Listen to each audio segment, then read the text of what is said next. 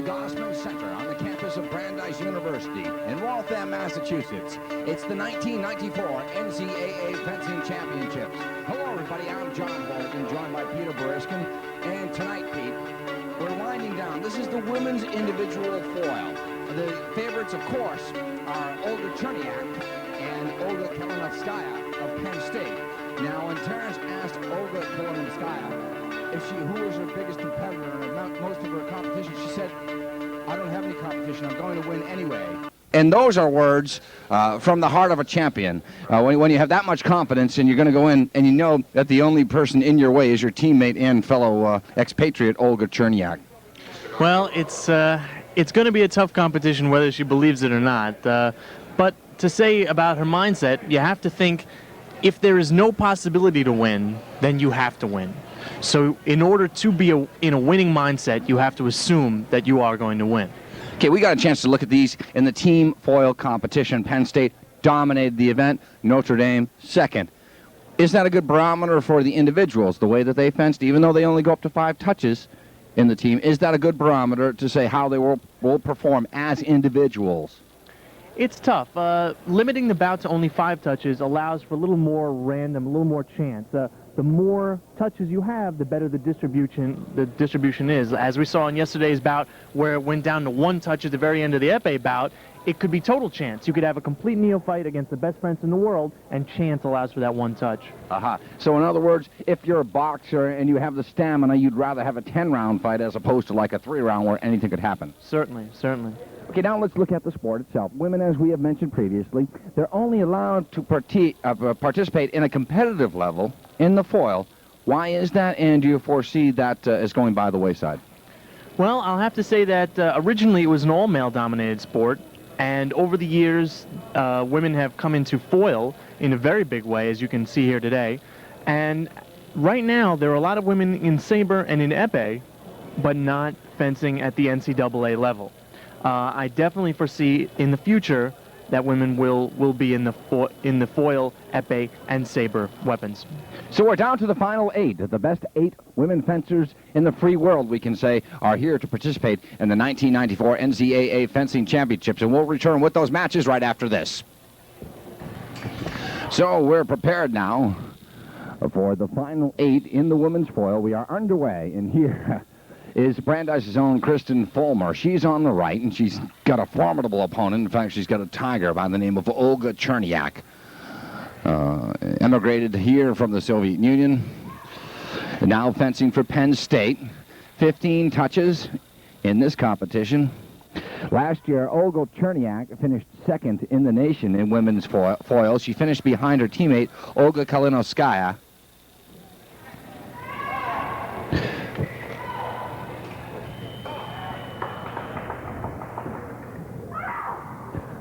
There's no score. You can hear Olga Chernyak making a squealing noise. She gets the first touch. It is 1-0. We'll be cluing you in as to the other bouts throughout the night. Foellmer from Brandeis. There's no touch. It doesn't register. Now, again, for your viewers at home, when the red light goes on, the fencer, there's a touch that's off the mark. Then when the fencers miss their designated target in foil, the white lights will go on.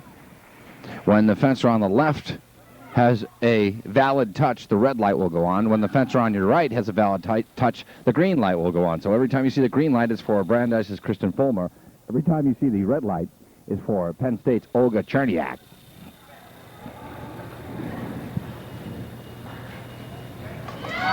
Kristin Foellmer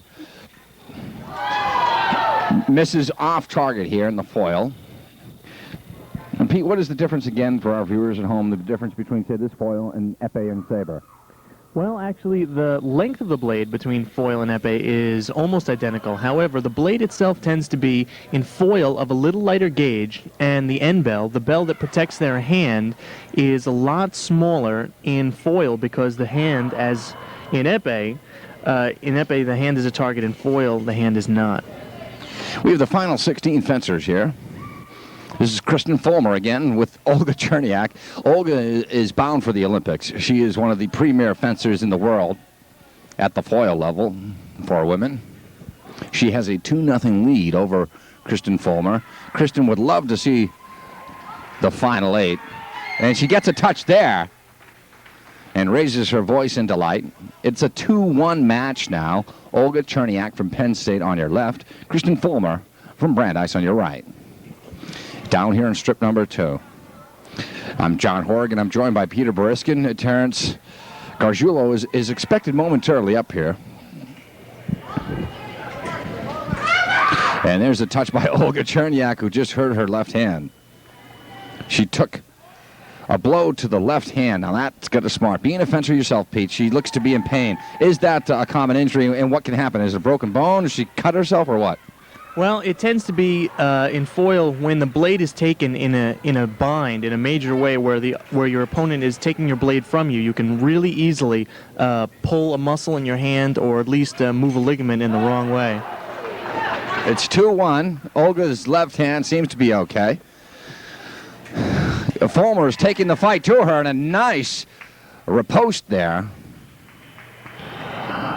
by Olga Chernyak, although both white lights went on, meaning that there were invalid touches. Again, parrying is deflecting your opponent's blade away from you, and Olga Chernyak there screaming with delight there with a double touch. It's 4-1 now in favor of Olga Chernyak. Fencing very much an attacker-defender, and there's Olga once again. Now, that type of primal scream, that's got to help her. It's got to intimidate the hell out of her opponent as well. Well, I see that they're both actually using that Monica Seles scream, but I think it's more to convince the judge on the right of way as it is to actually scare the opponent, or actually more to psych yourself up. Olga Chernyak on your left with a 5-1 lead over Brandeis' Kristin Foellmer. Kristin misses there as she lunged forward. Olga removing her face mask. Got a chance to interview her and Olga Kalinovskaya, the defending champion.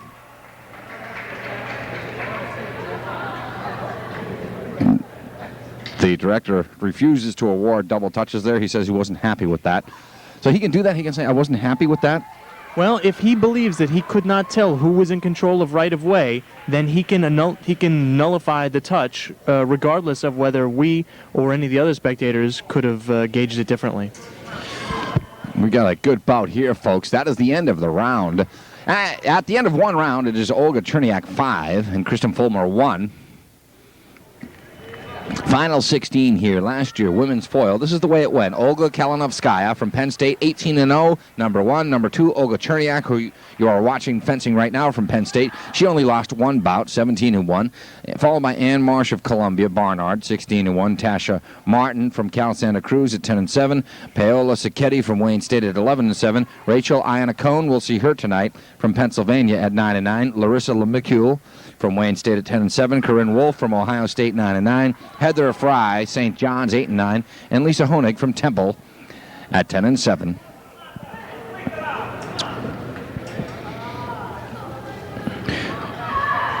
Last year, Penn State dominated the women's foil, but Temple had a tremendous showing, as did Ohio State and Columbia Barnard. 5-1 is the score. I'd like to welcome all of our viewers. Check it out. This is fencing. I knew about just about as much as you did when this tournament started, and it has been exhilarating and enlightening. Chernyak, one of the premier fencers in the world, if not one of the prettiest too. She's got gorgeous eyes. Brandeis' Kristin Foellmer. She's a little knockout herself. It's one thing I noticed about the sport. It's full of beautiful women. 5-1 the score. Olga Chernyak. She is on your left. Kristin Foellmer, the fencer, on your right. The object of fencing is to goad your opponent into leaving themselves open for attack, Pete. Well, attacks are made by two ways. Either finding an opening left by your opponent, or making an opening by removing the blade from line or removing the threat. It's very much a territorial conflict, as Olga Chernyak is being backed up into her own edge of the cliff, as you dubbed it. It definitely is territorial. When she's being pushed back into that corner, and she knows that if she steps beyond that hatch pattern, she's going to lose a point. A lot of times, it's actually not in an opponent's best interest to back up an opponent to the wire, because they're liable to do a lot of more inspired fencing than they would normally. Right now, Kristin Foellmer has to get busy. She's trailing 6-1. And you were telling yesterday about when you hold the foil out, it's whoever has the more concise circles, the more tighter spirals, as it were, with their blade. Well, another thing that people look for is if you can aggravate your opponent, if you can start to make them make wider parries and wider disengages, that leaves more time and more room for you to come in for the kill. Chernyak, this is the women's foil competition individual. We saw the team earlier. Olga Chernyak was on the gold medal winning team of Penn State. Now she's getting backed up and she gets the stick. You can hear her celebrating. 7-1 is the score.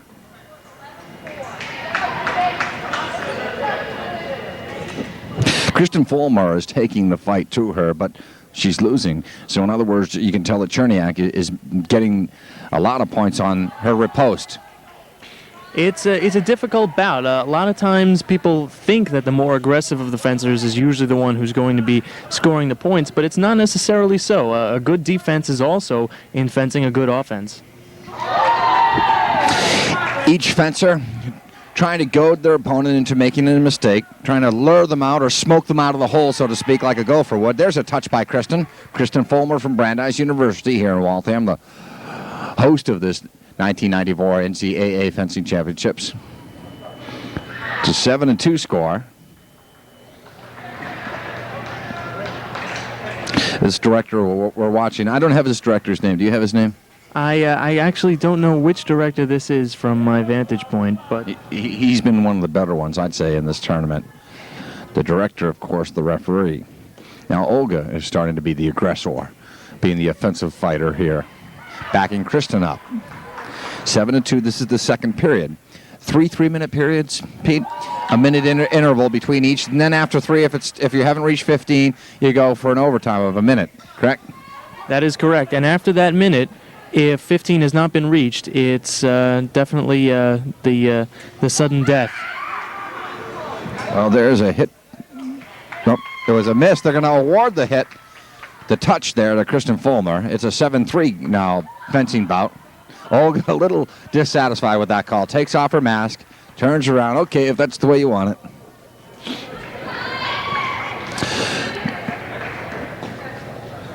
This is hand-to-hand combat, folks.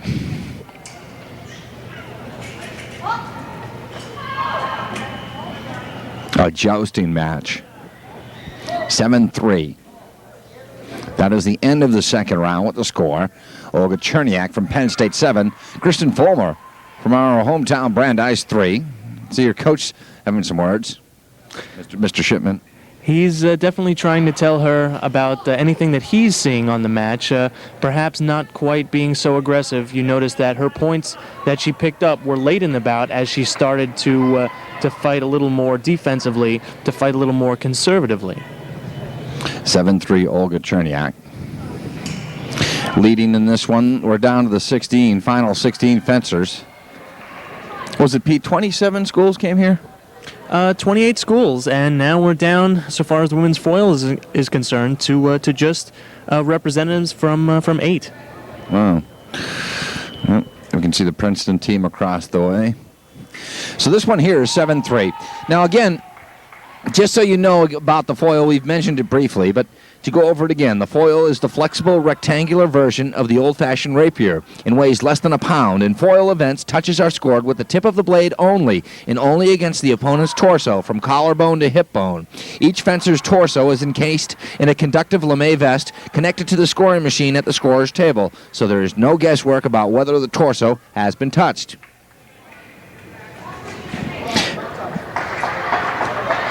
This is the third round now, 7-3. As Peter mentioned, If they don't go to 15, you have 1 minute overtime. You don't get to 15 after that, they have a sudden death. And there's a nice reach there by Olga Chernyak. 8-3. She's been in America 6 years. She just got her citizenship last year, or in May, I guess, of last year. Her teammate, Olga Kalinovskaya, has only been in the country 2 years.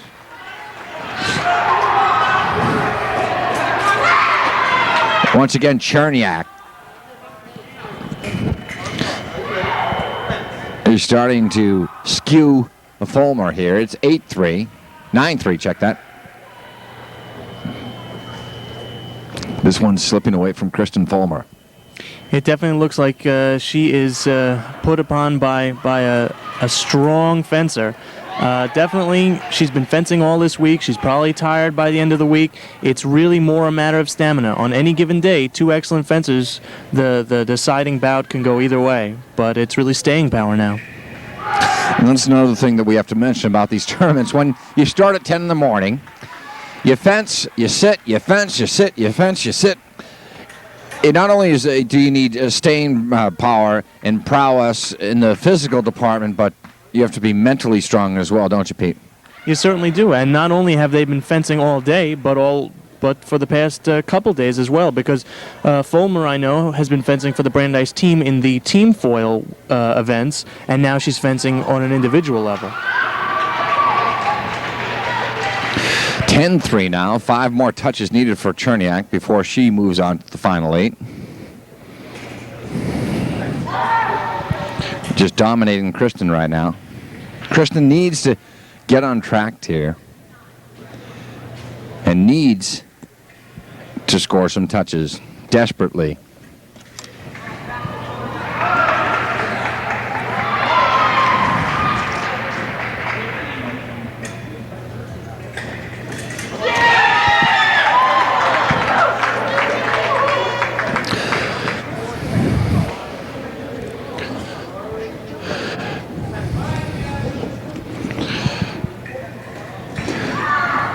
.4, Kristin trying to close that deficit.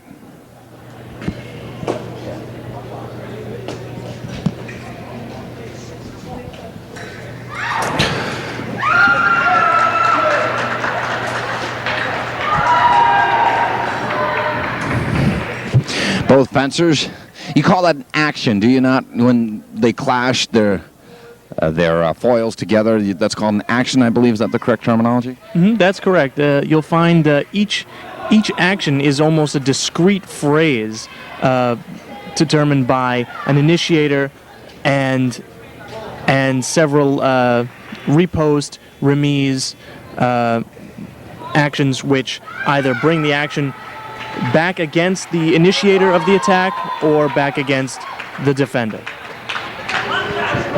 It's 10-4.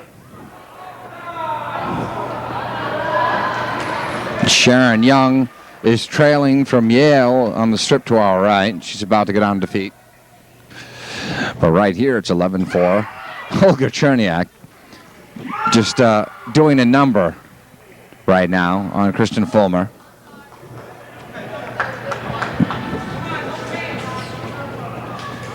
Olga being backed up. Nice double touch scored there. Well, they give it to Olga, the point there. They do not rule it a double touch. 12-4. 13-4 is the score. If you're wondering why I'm adding, because they're a little behind on the scorer's table. 13-4. The winner here will move on to the final 8. Look at Olga Chernyak now. She's just tantalizing and teasing Kristin, it seems like she's just trying to lure her into making a false move, leave herself open, as you say. Well, this late in the bout, Kristin is really thinking of every single move, every placement of her hand, every placement of her blade. So she's making less and less mistakes. So as it looks, the bout has to be brought to her in order for her to try and either score a touch or, as you see here, have a touch made against her. Olga Chernyak wins over Kristin Foellmer, who's being consoled by Coach Shipman. 15-6 the final. Kristin has nothing to be ashamed of because she's going up against a potential medalist in the Olympics. It's one thing losing to somebody that's not that good, but when you're losing to a champion, that's nothing to hang your head about. Certainly not. When you're fencing a bout against some of the best fencers that the world has to offer, any touches you make are golden. And just to be able to go out there and fence your best is a medal in itself. So Olga Chernyak from Penn State advances. Kristin Foellmer from Brandeis is eliminated. And we'll be right back with the final 8 fencers in the women's foil individual competition right after this. These are second elimination bouts. John Horrigan joined by Peter Boriskin, and now my pal Terrence Gargiulo. Terrence, welcome aboard to our third and final day of coverage here of the NCAA Fencing Championships. Yeah, John, yesterday, a few days ago, we saw many of these same women compete in the team competition. Today, what you're watching is the individual women's foil competition. At this point, we are down to the final 8 competitors that are vying, the final actually 12 competitors, John, and we're vying for the last 4 finalists. It's kind of complicated, but essentially the winners of these matches, we have 4 matches going on at the moment, the winner of these 4 matches will advance to the final 8. Terrence, Kristin Foellmer is the fencer on the right who just scored that touch. She is fencing from Brandeis University. We just saw her lose to Olga Chernyak. Her opponent is the formidable Paola Sacchetti from Wayne State on the left. These are 2 tough matches in a row for Kristin, but it looks like in the early going here, she's managing to do pretty well for herself. Kristin is a freshman at Brandeis University. She spent last year in Germany training, so I think her opponent is going to be surprised at how strong Kristin is, and if her opponent is unable to be strong in the beginning of this bout, she's going to have a hard time at the end. And correct me if I'm wrong, but that's Ed Ritter from New York, the director? That's correct. Ed Ritter's the official. Once again, John, the lights, let's explain the lights for the folks out there. There are 2 colored lights. When Kristin, who is on our right, scores an action like that, beautiful attack, Kristin, beautiful. And you can hear the Brandeis team just going nuts over that one, John. When Kristin scores an attack that hits on that metallic vest, the green light will go on. When the fencer from the left, from Wayne State, scores an action, the red light will go on. The white lights indicate a non-valid hit, John. Kristin has a 5-2 lead, double touch there, Terrence. Question I had. First of all, Peter and I were talking about fencing being such a territorial game, backing your opponent up to the edge of the plank, so to speak. Right now it's 5-3, as you can see. Kristin taking the fight to Sacchetti. Kristin now with a 6-3 advantage. My question was, how do they decide who gets what side and where? How is that determined, and what's the better side if there is one? Well, where they start on the strip in terms of whether they're to the left or the right of the director, in our case, as you're looking at them from the camera, it doesn't really matter. Actually, there is a protocol. If your name is called first, you go to the right. If your name is called second, you go to the left, John. But what's happening is that each fencer is trying to use the strip to their advantage. The strip, folks, being the playing field, being that copper metallic material that you see on the floor that the fencers are moving on. They want to be as aggressive as possible, and if they are successful in pushing their opponent essentially off this metallic strip where you see that back line where that hatch pattern is, their opponent will receive a touch, John. Kristin, the left-hander, she had an awful time with Olga Chernyak. Olga Chernyak was just going to be a little bit too seasoned of a competitor for her. Olga was trained in the Soviet Union. She's an excellent fencer. We had a great time watching her, John, fence in the team championship, pretty handily beating all of her opponents, so it doesn't come as a great surprise that, Kristin scoring a nice touch there. Look at that green light shining on, and Brandeis is certainly getting excited as Kristin moves up to 9-5, I believe. Now, Sacchetti snuck one in, and that hurts to the back of Kristin's head. She's scratching it. Yes. Sometimes there is an opening in the back, and if the blade happens to go back there, the fencers can get hurt. It does not happen very frequently, but sometimes even just a little bit of a lash back there, John, can hurt the fencer. If we can pan, well, why don't we pick up the other matches going on? Pete, just to that right, we have Sibyl Goldstein from Penn State with her back to you. And she is matched up against, I think it's Victoria Danitz from Harvard on the left. No, it's Jennifer. It's Jennie Dhondt from Temple. I'm sorry. They look alike. They do look alike. But what we have here is Sibyl Goldstein from Penn State University and Jennie Dhondt from Temple. Coming back to the Kristin Foellmer match, it is 11-7. Kristin having her way here with Paola Sacchetti from Wayne State.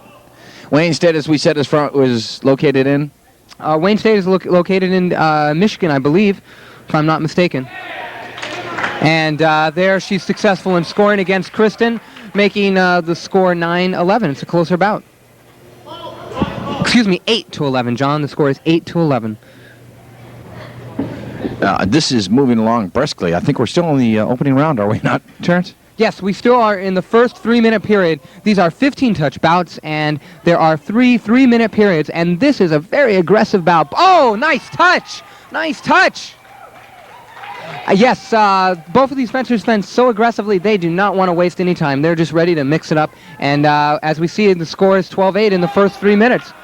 Kristin becoming a little bit careless there, making an attack, and her opponent is able to successfully block or defend herself from that attack, and she then landed on the repost. Sometimes in the NBA, Terrence, or in basketball, coaches will inbound the ball. Crucial play late in the game. They're inbounding the ball, but they'll call a timeout because they just want to see the way the defense sets up. That's the only reason why, and they'll take 2 timeouts. Now, for a fencer, they have to feint, as we say, to draw and lull their opponent to sleep, but to lure them into tipping their hand, so to speak. That's right now Kristin Foellmer here lunging and losing her balance. It's a non-valid touch, but that is also a part of fencing, is so to speak, smoking out your opponent. Like you'd have to throw a smoke bomb in a gopher hole to get them out. You want to see what your opponent can do. That's really true, John. What happens here is these fencers are going to show each other false actions. They're going to show each other false blocks. They're going to show each other that they want to move forward when they're actually thinking about moving back. They want to disguise it. Oh, nice touch! As much as possible, this sport is about disguising what your real intention is, John. It's kind of really a slimy or a clever little sport. They're really trying to out-slime each other every touch that they can. And we saw when Kristin took on Olga Chernyak, Kristin was taking the fight to Olga, backing up Olga, and yet Olga was getting the majority of the touches. I think that's partly because Kristin was unable to surprise. Olga expected what Kristin was going to do. She was able to anticipate. I think it's a lot like a batter in the batting box. If they know what that pitcher is going to throw, it's a hell of a lot easier to hit that ball. Oh, Kristin scoring that touch. Crucial touch, folks. That puts it up to 14-10. Yep, 1 touch away. Kristin Foellmer from Brandeis on the right. Paola Sacchetti, double touch. In that case, what happened, although there were 2 lights on, Kristin was reacting to the aggressiveness or to the attack of the woman from Wayne State. Oh, Wayne State hitting off target on that parry riposte. One more time after this. Now, Kristin, that's very unorthodox. She's running and leaping towards her opponent, Sacchetti. I think her opponent is really feeling uncomfortable with that right now. Normally, that would be fairly easy to defend against. I think Kristin is feeling a little rattled. She realizes that she's 1 touch away. She's been a little careless here towards the end. Let's see if she can straighten herself out. She's got to be careful, Terrence. 14-12. 1 more touch for Sacchetti, and this whole thing can turn around. And there's a touch for Sacchetti. It's 14-13. She got, once again, John, I think she's anxious to score in an action. She's being a little careless. She's throwing herself at her opponent. She's not taking her time, setting up a good action, and surprising her opponent. Now her opponent's being very aggressive, pushing her. Oh, a parry riposte. It's a 14-14 match here, John. Whoa. Wow, this is fencing at its best, folks.